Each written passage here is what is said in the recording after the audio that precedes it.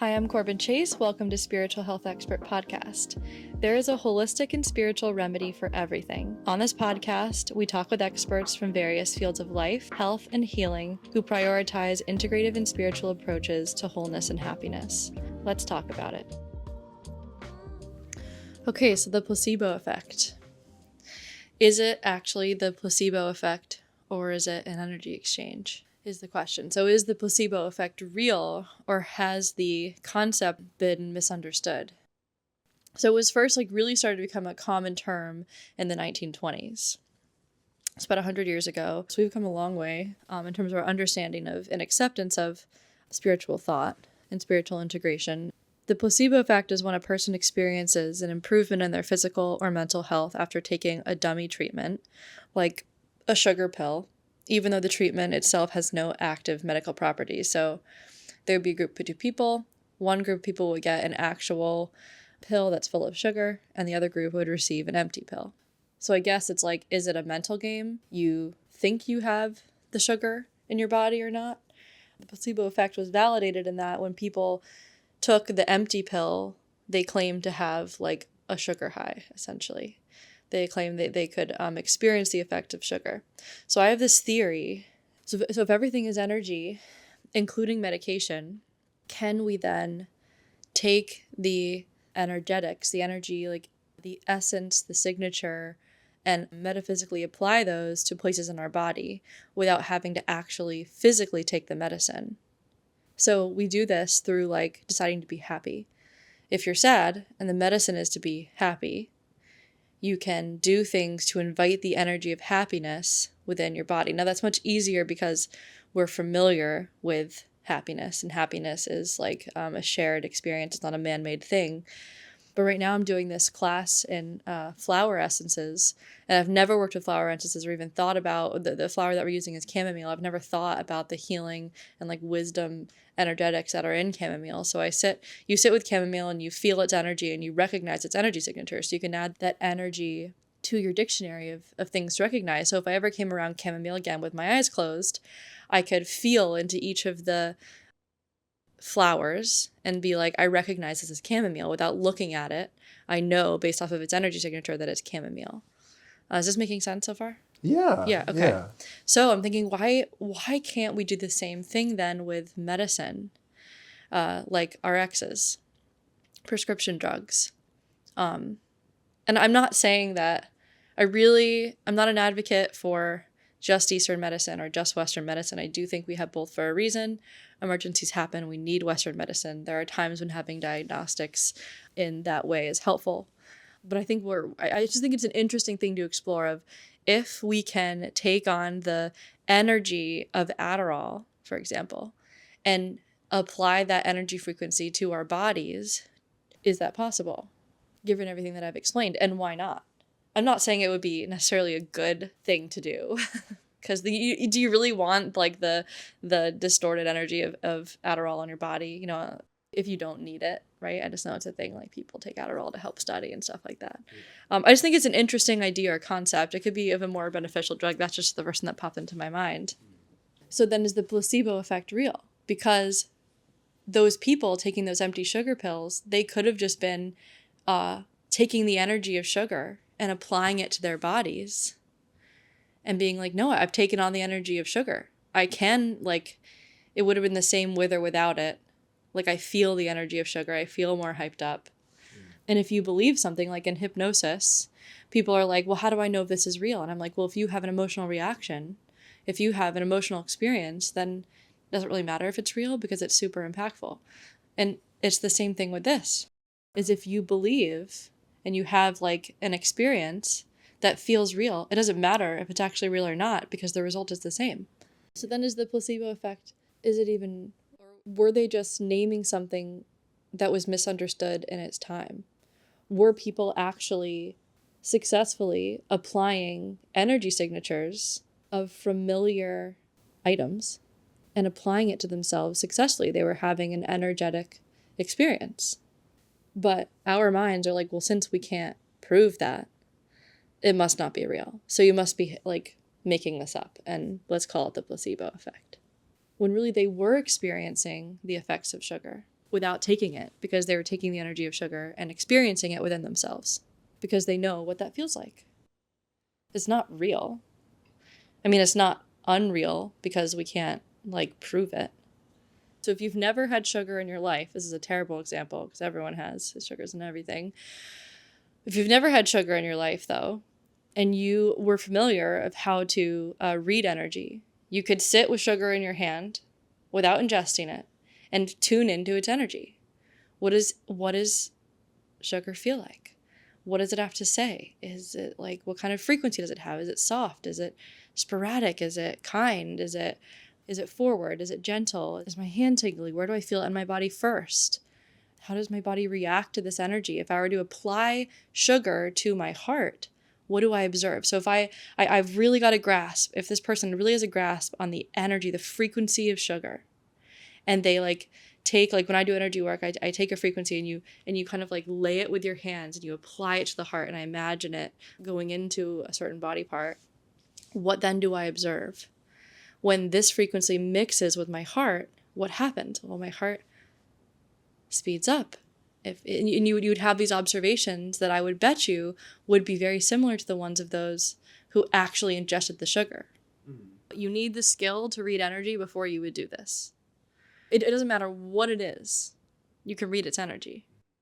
So then if we were going to debunk the placebo effect, you'd have a group of people who actually ingested sugar and a group of people who applied the energy of sugar. And if they had the same experience, then there isn't anything made up. It's the same experience working with the same frequency in different densities. That's like, I think, the bubble that I'm trying to pop here. A bunch of kids find a case of beer, okay? Mm-hmm. And they've seen on TV, oh, like, this is what being drunk should feel like. And they drink the beer, not realizing it's seltzer or non-alcoholic or whatever. Mm-hmm.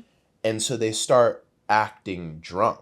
Mm-hmm. Are they really drunk, or are they just imitating? Like, are they of the energy of alcohol, or are they just imitating what they've seen? So, well, I think part of it would be a combination, because if you really were to have a controlled group, you'd have to know if they've been predisposed to drunk people. Yeah. Right. So that's where the mind comes in. But let's go along with this. In terms of my argument would be that they are taking on the energy without actually knowing it of alcohol. I think we do energy reading way more than we think that we do. We don't really register it on like a conscious basis, but it's like part of our human design to read energy. And so I would argue that they are on some level taking on the frequency of the beer. Like, I bet you a way we could prove this in like a cool way perhaps could be to have kids take on the, oh God, this sounds so horrible again. I don't want kids taking on the frequency of alcohol. We could use like adults. Okay, let's have adults who are taking on the frequency of tequila versus the frequency of beer without ever having either of them before. So I bet you that they would, based off of my experiences and observations and energetics, that if they took on the frequency of tequila for the first time ever, these adults, they would behave differently than those adults who would have taken on the frequency of beer for the first time ever. Because you behave differently. They're in the same category of toxin, but they still have very different frequency. They have a different like result within our species when we consume it. There are tests that measure like your energy body, and they can see whether or not your chakras open or closed by how much energy and like heat is coming from that part of your body. There are lots of studies about this, and this is how we can see the aura and things like that. And so if someone has lived a life of not experiencing giving or receiving a lot of love, like their heart has been closed, they're unfamiliar with like love. They understand love within their head as a concept, but they haven't actually like consumed or had like the love exchange, the energy exchange, because you can feel it when there's actually love happening. Yeah. Like when that is the awareness, that's the reality, that's the intention, that's the foundation of what's happening. It's felt, and your heart space opens, and you can see that on like this test that they take of the energy around our bodies. And so if you were to apply love, the love frequency, if they were to let that in, you would see that shift there in their energy. So it wouldn't be anything fake. But love is in a physical thing. You can't ingest it in a pill. This truly is something that is, it's an emotion. You can't, you see what I mean? Like it's like the empty pill. They're receiving the empty pill, but the pill is love. Yeah. And they take the pill, and then you'd see the response, and you'd feel the response. So is it real? How can you can't prove love? How is it real? All we know is that this person had this experience, and it was impactful, and it was effective. I would say that that's pretty real. If it were something like, going back to the alcohol one, would it be better because would these people experience a hangover? Would they experience the negative effects that come with it? So it would be different. So you'd experience the hangover through the energy purging versus on. So like again, it's taking the frequency form of something, and the densest form of something is the material thing. So Okay. if you take the densest form of something and you put it in the densest form of your existence in this reality, which is your body, your liver, it has to go through like your bloodstream, it hits your brain, your liver has to process it. Like it's a longer process. It's like denser energy being pushed in through our reality. Like it, and then, but if you're just taking the frequency, your body's like probably gonna be like, ooh, like what is this? Let's like shake it off. Let's like purge this through our like meridian lines of our Earth star and our sun star. So I think it would take less time. So I don't know if they would have the hangover in the same way we physically experience a hangover, but you might be like, whoa, I invited a really distorted frequency into my body for a while. Let me try to navigate my way back into like my pureness. I see. Yeah, like online it says a placebo is a fake treatment. But I would argue that it's not fake because nothing's fake. Everything is energy. Something is always happening. Even if you're handed a pill that to our eye is empty, it's still, there's greater knowledge within that whole interaction. And we are like super knowledgeable, wise beings. You probably, I would assume like you might know what the pill might be for, like before signing up for it. You wouldn't just blindly be like, I'm just going to take a random pill. Yeah. You know it's going to be for something. So on some level, we have the ability to tap into the frequency of that. So like you're taking something being like, it might be this, it might not be, but I can kind of tune into the frequency, whether I'm aware of it or not, of the actual pill, whether this is the actual pill or not. So that energy is still attached to that pill on some level. So it's real. It's not, nothing is, it wouldn't be fake. You would still be taking some percentage of that medication, whatever it is that you'd be taking. It would just be in a different potency. Either you have the densest form or you have maybe like 30% of it because you're just dealing with, you know, the frequencies of it, like the outskirts of it. Yeah. Yeah. But it's still attached because there's been thought around this. There's been research. There's been, you know, and all of that accumulates into the experience. Another study, for example, in terms of energetics, let's put a mom in a room. She has 3 children. They're each sitting in separate chairs in front of her, and she can't see them. She sits there and starts tuning in to the person in the first chair. I think that a mom could read the energy, if she focuses, of the person in the first chair and know which of her children is sitting in the first chair. It's kind of like when, after a loved one passes away, and you feel them come to visit, and you just know it's them. It's no different. It's no different than having your eyes closed and guessing who's around. This really grounds like the spirituality, like and all of that hoo-ha for me, is that like, oh, it's the same thing as having my eyes closed. I have to feel and trust and know based off of the energy signature who that person is. It's the same if my eyes are closed and they're physically sitting in front of me as if they are no longer in their physical body and they're visiting me from spirit world. And I can have discernment of who it is. Like I know when my grandmother's visiting me, I just know what she feels like. And she's no longer with us. But she felt the same when she was here. Like her soul frequency is what it is. You can also learn the frequencies of colors because colors have different frequency. So then what if you had a yellow banana or block or something yellow on the left and something blue on the right? They have very different frequencies. I can tune into them and feel the differences between them. So with my eyes closed, if I focused on whatever's on the left, theoretically, I should be able to discern what color that is based off of its energy. That makes sense. How how would you go about feeling the energy of a color?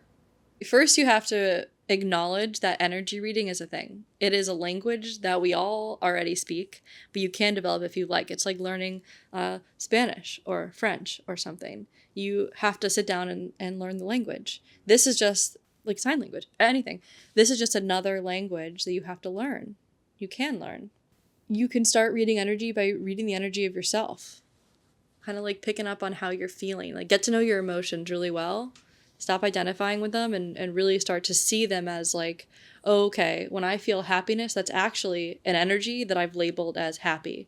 So when I experience this frequency, my head tells me I'm happy. You start to kind of like start seeing things a little bit differently. And then you can read the energy of a room. You walk in and you're like, what's the temperature? And you're like, what's the climate in here? People kind of antsy. Like, even if you were to close your eyes and you walk into your room, you kind of can feel like, whoa, like everyone's uptight today. Like you can tune into the collective. Like I certainly feel over the holidays a shift in the collective energy. I feel like, gosh, why am I feeling so kind of like rushed but happy and a little bit uptight and a little bit out of breath in general? Because I think everyone's kind of feeling that way, the hustle and bustle of the holidays, but there's also this magical element. And I like feel that within that season of life, just like Trump was just had his inauguration. That changed like the temperature of like the collective energy. You can tune into that. If your partner, your loved one, is in a bad mood or something, and they don't have to say anything, but you're just like, all right, Oh, yeah. What's wrong? You can tell. That's reading energy. You're picking up on a shift in something, and then start practicing how you actually can read energy. And it is very subtle. It takes trust. It kind of takes practice to see where it comes through for you, what part of your body, those kinds of things. But then once you have the trust, then it really can start taking off. And you can start holding like crystals in your hand. And you can start feeling the energy of a crystal, because each crystal is a completely different frequency and they're very powerful, which is why they're used for healing. Like if you hold a piece of rose quartz in your hand and just start feeling like, okay, is my hand tingly? Is it warm? Where do I feel the crystal? It's in my heart because it's for the heart chakra. All of these things, the picture just starts to be painted really nicely. You can, like food. You can hold a carrot that was grown locally from the farmer's market. Or you can hold a carrot that's grown in like a warehouse that has no natural sunlight and it's really just not as much of a healthy or high frequency carrot. You can actually start to feel the difference between like, wow, this carrot feels more real than the other. This carrot has more life force than the other. This carrot has more nutrients for me than this one. Why I'm so interested in this is because I'm like super dedicated to this world of energetics, because once you experience something as truth, like that is the way forward. It's like once you learn something new, you don't want to go backwards and start, living in the old knowledge. You're like, oh, there's this new knowledge that is real and true. And now I have to move forward. So we can better understand the complexity of the placebo effect this way and what its limitations might be, which promotes a more energetic-based approach to healthcare and like the shared human experience and the truth of what's actually happening. I think that this conversation matters because context matters. It's not just like a one-size-fits-all phenomenon, just like healthcare isn't one-size-fits-all. There just might be so much more happening in the world of pharmaceuticals and energy than we even realized. Like, what happens when somebody takes Adderall with fear versus what happens when someone takes Adderall with trust and happiness. Similarly, when people get high with marijuana, if you have a fear-based tendency, you have a very negative experience. Your body tends to reject it. And I know this isn't every time. I'm just opening up the conversation of things that I've seen and experienced. No, I completely agree with this. I've seen so many people have different responses to all kinds of substances and that cocktail mix of other energies. Yeah, I think that there are different components that we need to consider. So as part of my work, one of the things that I help my clients with is onboarding and offboarding of prescriptions. That it really has to do with like, we understand that the prescription is a frequency. We first want to make sure that we know the home base within ourselves. Like, who are you free from prescriptions? Who are you at your most like basic, unaltered, natural form? Are you familiar with that version of yourself? Do you recognize that natural, what am I trying to say? Do you understand that that Resting frequency. Yeah, like your home-based frequency. Are you familiar with that? Do you know how to come back to that frequency?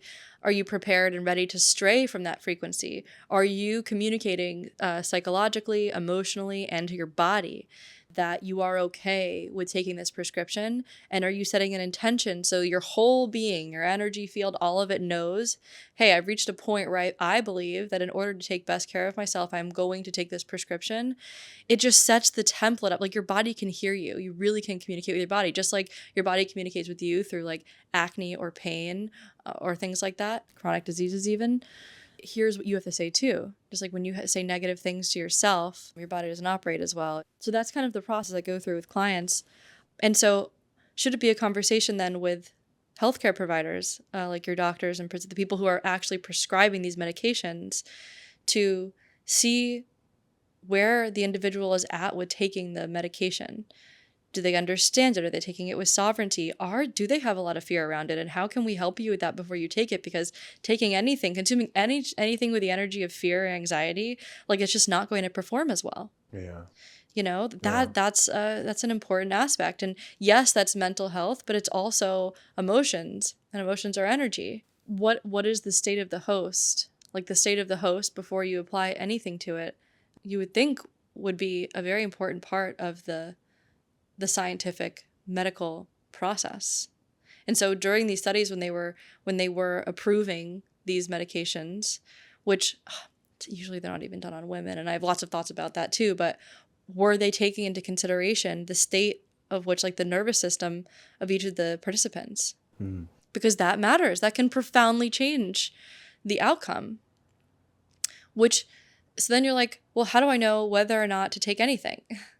This is where having like spiritual maturity and that discernment comes in, right? If you feel like it's right for you and you feel like on some level you've been divinely guided and you're getting a yes, you're getting that open feeling, you're getting a yes, this experience is for me, then nothing else really matters. You go ahead and do it, right? Yeah. Because then the studies don't really hold much weight anyway. It's the energy template that I think plays more of a factor than has ever been. And it's tricky because then how do you measure it?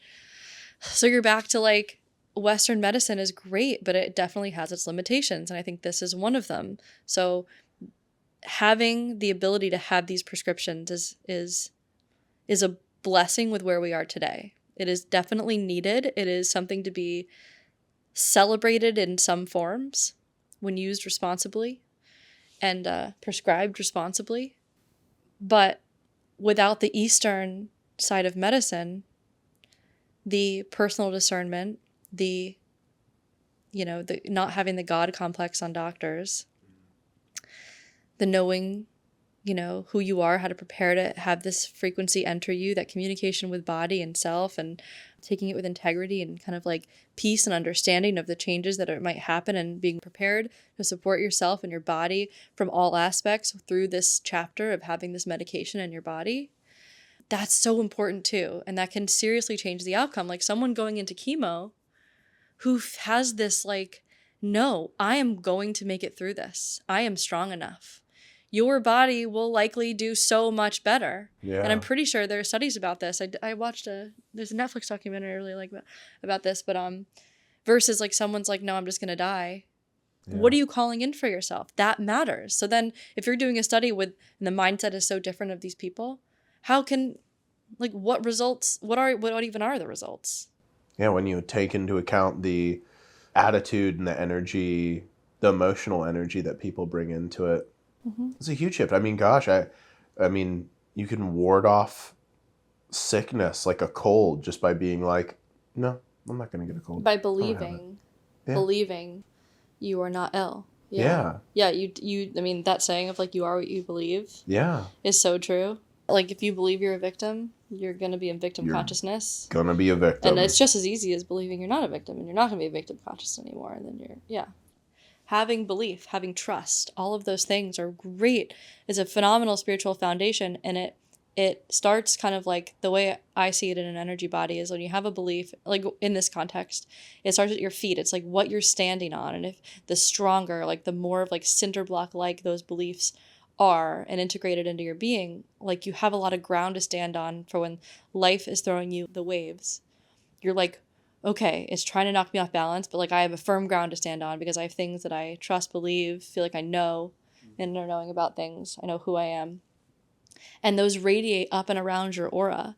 And so when we think about illnesses, those are really like low distorted frequencies. And they enter our aura when we have gaps, when our aura isn't strong.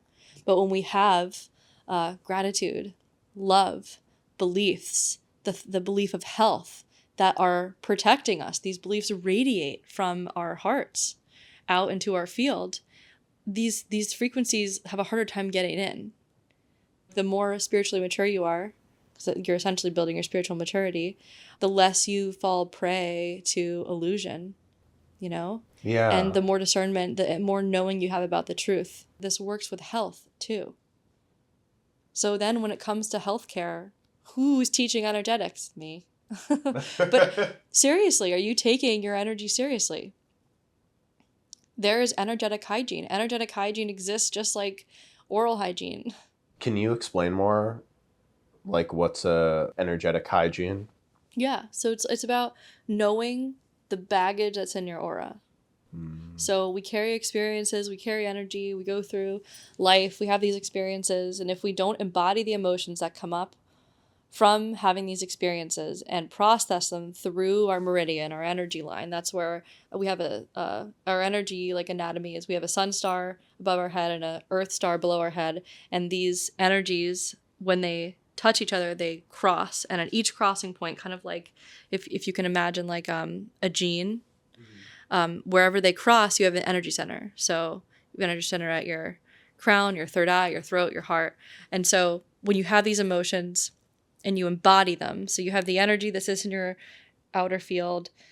When you embody the emotions, you are brave enough to feel whatever the emotions might be, and then they move to your energy center and they get processed through your meridian. But the point is that they're no longer sitting in your being anywhere, physically or energetically. You've processed them, so you have more room. You're not congested. There's not as much weight, like that stress that, like I carry my stress up in my shoulders, like right at the base of my neck, and that it's like I can't even flex that muscle really. So it must be that it's like just accumulated stress because it's energy in its most dense form. Of like if I have stress, when that stress eventually trickles down into its densest form, one of the ways it's expressed is through like a really stiff muscle up here in my neck. So when like clients come to me with saying I have hip pain, you always look for the root cause. It's not always like, well, what happened on the outside of you? It's like, hold on, what emotion is attached to this? Where did this actually come from? Why is your body upset? And sometimes it is just a freak accident on the outside. This is why we need Western medicine. But when we look at from the Eastern medicine, we can do it without needing those like really physical interventions. We can heal it naturally. When you can assess how much baggage you have, you can start to feel it. Like you wake up and you feel kind of sluggish. That might be a signal that you need to kind of work through like, all right, what experiences have I had that I've kind of been pushing off or shoving down or like things like that. Yeah. You can sage. That helps to lighten and clear out your aura. Just like if you just had a fight, with someone, you start expressing that energy of anger outside of you and it kind of like emanates. That's why if someone else was to walk into the room, they just had a fight, I'd be like, whoa, I don't know. They're in a bad mood. Or like, oh wow, they're really happy. You can tell because it radiates from you. That's energy reading. You can do that for yourself. Well, so what would you do if you had a fight with someone? Like, how do you can sage it and then you can breathe it in and process it through your sun and earth star, right? But yes, if it just happened, it's like, it's fresh. This is why being present is so important. Because if you're present, you can move through that emotion right away. You can process it. You can digest it. You can consume it, that experience, and have it be a one and done deal without having it like be a lingering issue later on. I see. So if you stay present and you're like, I'm experiencing anger, you're like, I'm not judging it. I also am not going to identify with the anger, but something is being triggered within me and I'm going to be brave enough to sit with it. I'm going to allow it to come up. And then once the conversation like is over, you can like check in with yourself, have that personal responsibility to be like, I know that my vibe affects other people, my children, for example, and we're all energy. They can pick up on it and a stranger could pick up on it. And how I definitely don't want to go to the grocery store and spread my negative energy everywhere. So like, I'm like, all right, I know I'm feeling angry. You can either put up like protection boundaries around your aura, or mirrors, from your mind's eye. So anything that I project outward is bounced back at me, and anything that other people might be carrying is projected back at them. So it kind of holds you. You can choose to try to flush out those feelings. You could use sage. Tell me about the mirror. So that anything that if you're putting out angry energy, you end up experiencing that energy, and it protects the other person and vice versa. It's just a spiritual tool. It's just a practice. One of the several practices you can use. And this all happens through intention and your mind's eye. Yeah. But again, it's real, right? Who's to say it's not real? Yeah. Right? If that's your intention and your belief of what's happening, then that is the reality that you're living in, period. Yeah. You create your reality. So if my intention is to, because I care so much about the collective and that's the way I desire to live, I don't want to go to the grocery store and make everyone else have to consume my negative frequencies. Yeah. My residue kind of my day. So I imagine like all these mirrors going up kind of like in a circle around me. And my intention is, well, I lack the tools from where I'm sitting right now to manage my negative energy at this moment, but I have other things to do. So I'm going to put up the mirrors. So my energy is with myself. And that if anyone else's energy, it's pushed back at them too. So if they come up to me and their energy is trying to like radiate towards me, it's like, oh no, I have my mirrors up. Like I will not take on your energy. I see. And so it's a visual to an intention, but again, like when you pair a visual with an intention, it makes the container more powerful because intention is how you work with the metaphysical. Yeah. It is creative. I imagine that the more ways that you can bring something into reality, the stronger it gets. Would you say that technique would be stronger if you also drew a picture of you with the mirrors around you, or said it to yourself over and over again on top of that, like that layering of bringing that visualization in reality? Would that make it stronger? I think it's different for everyone. I think you could.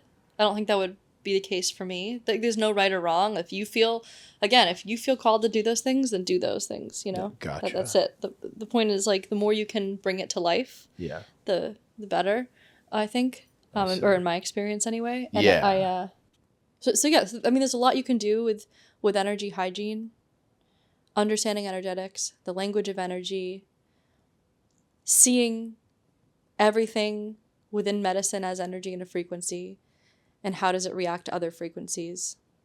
I'd love to conduct studies one day to work through all of these ideas that I have.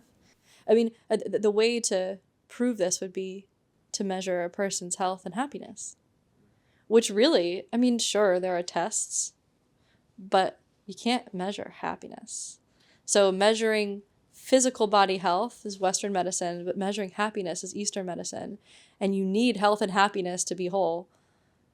Because if you have your health but you're not happy, what are you? And if you're happy but you don't have your health, well then that's not wholesome. Yeah. So you do need both. I find the idea of case studies and experiments on this very fascinating. I think there's a lot of ways that we could explore these case studies with practical experiments. Yeah, I think so too. Stay tuned. It's like part of being spiritual is like having a knowing of what you might do one day. Yeah. So I feel like I've known for a while I might do something with case studies, and I've been told by other psychics I might do something with case studies, and now I'm like really ready to start talking about it. And I've had ideas for years about case studies. So yeah, I'll do some at some point. And if you have other ideas or questions, or if you are in healthcare and want to kindly challenge me on some of these topics, or have a further discussion about what some of the potentials and possibilities are, or just want to understand further, or just explore, let me know. We can have a conversation about it, maybe another podcast, or I'm really open to talking about this more. Let us know what you think. Till next time.